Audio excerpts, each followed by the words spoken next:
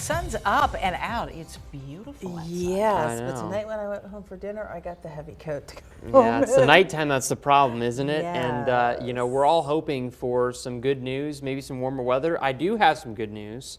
It's going to be later in a few days. Then after that, maybe some not so great news. Right now, not great news because it's cold outside, and no matter where you go, it's cold outside. This is a live look from Marysville right now. Things are pretty quiet. The skies are clear.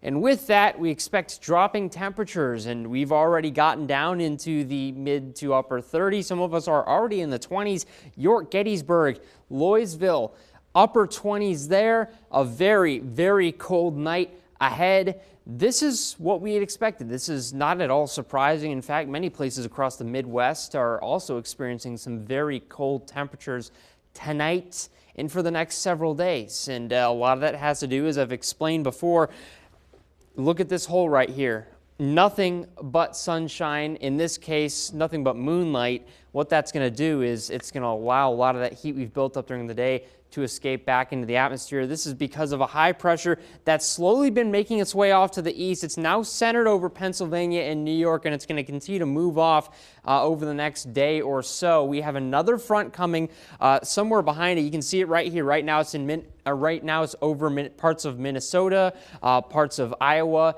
and Kansas, and that's going in South Dakota, and it's going to bring a little bit of rain with it as well. Now, this isn't a gigantic rain chance by any stretch of the imagination. In fact, it's far less than what we'd hope at this point because our rain deficits have been steadily climbing from maybe 6 inches a few weeks ago and down now up to 9-10 inches. Not the worst, and there's other parts of the U.S. that are far worse than us, but at this point, you're kind of hoping that we can kind of eat away at that, and we just haven't had a robust rain chance to fight off the drought. And so as we get closer to your Friday into your Saturday, you're going to start to see this line of showers here make its way off to the east. It's not going to be very heavy. It's not going to last very long. Totals are not going to be very high.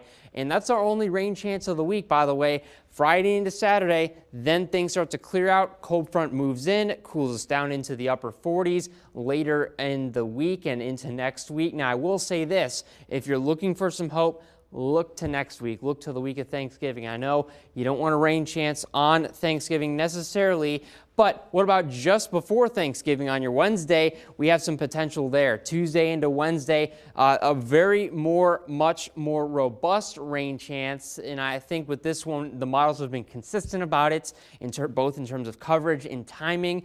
So we're pretty confident on this one that this is going to make its way on in and give us some nice rain, some much needed rain. But unfortunately, associated with that, some below average temperatures as well. So you got to pick your battles here. We're going to get the rain that we need. We're also going to stay relatively cool and relatively cold. And this is with a downward trend that we'll be seeing for the next few weeks as we get into December, which will be the start of meteorological winter. Almost there. Here we go. Can you believe it? Your favorite season. I know. Thank I'm you, ready. Jackson. All right, we'll be right back.